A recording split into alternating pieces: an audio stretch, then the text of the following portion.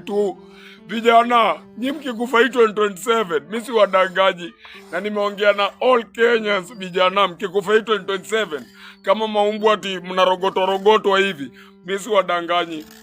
This is sad story about our boy Stupid Boy. But before tujaingia kwa profile yake vizuri, kuna kitu nataka kukushow. If you look keenly to his eyes look like or look wild, like somebody who have seen it all but didn't get right. But why? This is the reason. Nataka niingie profile yake kiasi, then nikushow a full detail zenye ukijana kilifanya ajue. So let's start. Stupid Boy, who his name is Edgar Waititu, was born and raised in Nairobi na alikuwa na miaka 27. This boy alikuwa anaishi pale Kayole. So amegrow Kayole na ameishi Kayole, lakini currently alikuwa anaishi pale Riverbank Kayole area. Stupid Boy amesomea shule zote Nairobi. Primo amesomea Nairobi na Seko pia akasomea hapa Nairobi. Lakini alikuwa na talent sana. Ukifika ni talent show alikuwa anatokea every day.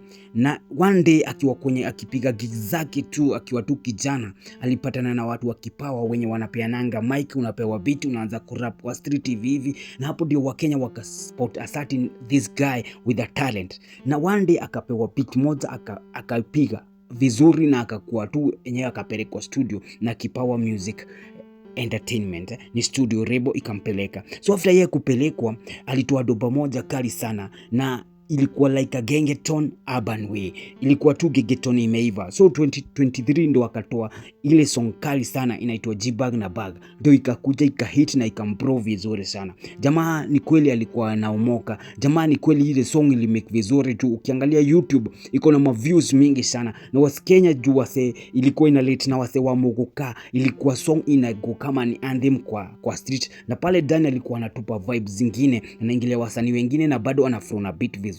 So ilikuwa tu imempea platform vizuri. Wakati fame yake iliingia in a different way, ilimuhit different sana, sababu yeye wakati aliona tu ameanza kurace, yeye hakuamua kuinvest. Yeye aliamua sasa kuingilia mambo na pombe, mihadarati. Sasa kijana wetu kutoka hapo akatupa control. Yes, alikuwa relevant, anatupa ngoma, but zile ngoma alikuwa anatupa bado hazihit kama ile ingine. So hata kumarket hakuwa na push, alikuwa sasa ashageuka kuanza kufanya content creation instead ya kupush muziki yake vile ilikuwa inafanya standard. So hapo ndipo sasa mambo ikatupa bao kabisa. Yeye sasa plus muziki ikakuwa sasa wanaacha kuachana hivi, na hapo ndio sasa yeye akaingilia mambo na drugs na akakuwa ametupa mbao sana. So apparently alikuwa na struggle na akapelekwa rehab pale, na akapelekwa rehab kidogo akatoka kutoka rehab sasa ndio sasa akaanza kuja sasa kurudia pombe tena. So akaanza kustruggle until right now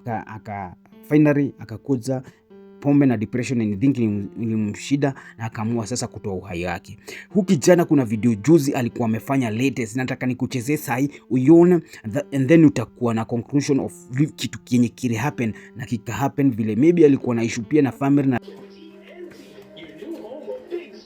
Hello babe.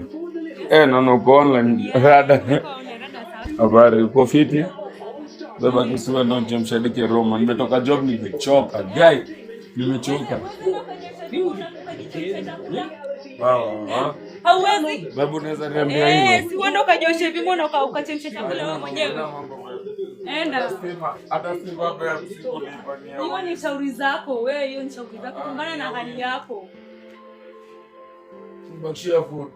Hakuna food yangu. Osha vyombo na uchemsha chakula yenye iko hapo hivyo, hiyo ugali. Kesho babu unaweza niambia? Kwani? Pesa yako ni nini? Osha hizo vyombo na upike uchemshe chakula.